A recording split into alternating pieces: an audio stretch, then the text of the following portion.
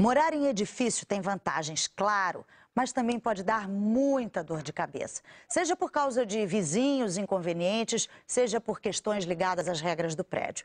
É bom que todos saibam que existem direitos e deveres, tanto para os moradores como para os síndicos e administradoras dos condomínios. Um tema que sempre provoca polêmica e dúvidas.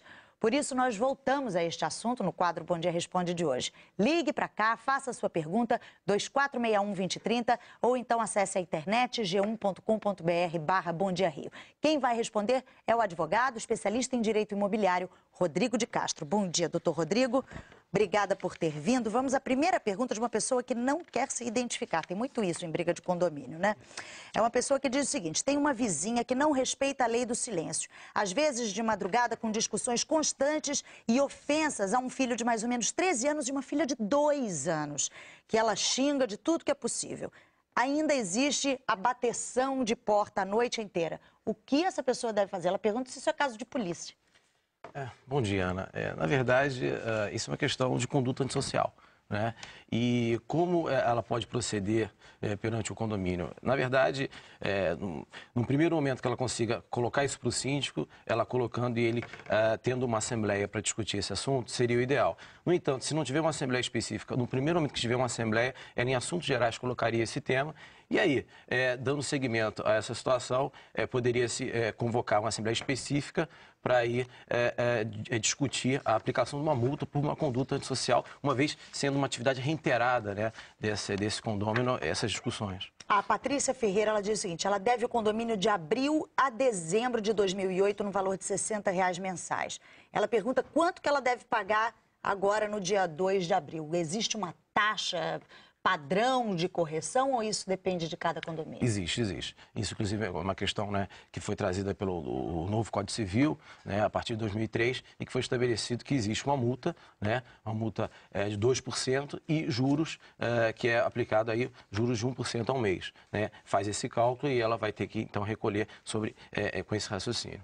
A Adriana mora na Tijuca, na Zona Norte. Ela diz que o apartamento dela tem vaga na garagem, na escritura.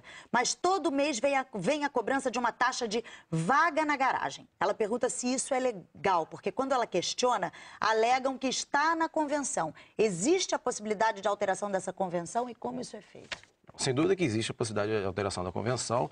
Na verdade, a convenção de condomínio, que é o documento que rege as relações, né, entre os condôminos, né, o documento mais importante dessa relação, obviamente baseado na legislação específica, a convenção ela pode ser alterada mediante 2/3 dos condôminos, né? Agora, mas é legal ela pagar uma taxa vaga na garagem tendo vaga na escritura? Pois é, não me parece uma situação normal, né? Alguma coisa deve existir aí para esse tipo de cobrança, se ela, inclusive, é legítima ou não. Se ela estiver prevista na própria convenção, tem que saber a que título de previsão foi colocado. O ideal é consultar a convenção. Outra pergunta da Adriana da Tijuca: síndico pode receber salário? Sim, na verdade o síndico ele não é um empregado do condomínio, ele é um representante do condomínio, mas pode ser estipulado, né, para a própria convenção ou em assembleia, né, a remuneração desse síndico. Ela pergunta ainda como esse valor é estipulado.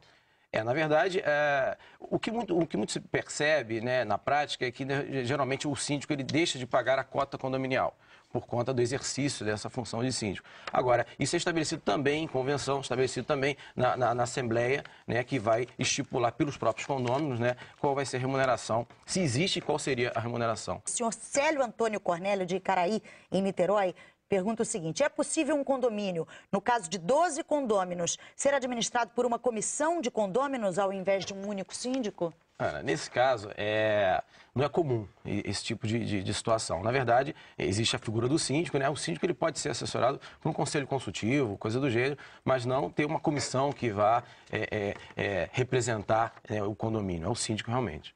O Edivaldo Paulino diz o seguinte: após uma reclamação com o síndico por escrito, qual é o prazo para ele responder ou tomar providências?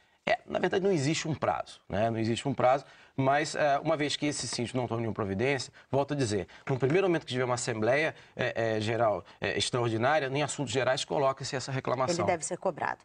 A Sheila Mazioli pergunta o seguinte: é permitido avançar uma área do apartamento para as jardineiras da fachada? As jardineiras são de propriedade dos apartamentos? Como isso deve ser regularizado se não for permitido?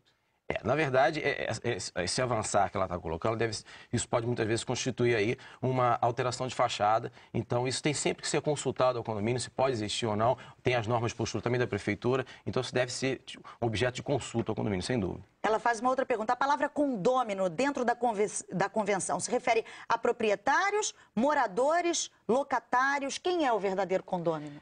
Na verdade, o condômino em si é o proprietário do imóvel, o ocupante, né? E aquele que, por conta de um contrato, ele está ali exercendo também essa relação. Por exemplo, o locatário, ele passa a ser também condômino, tendo em vista que existe um contrato que regulariza essa relação dele perante o condomínio.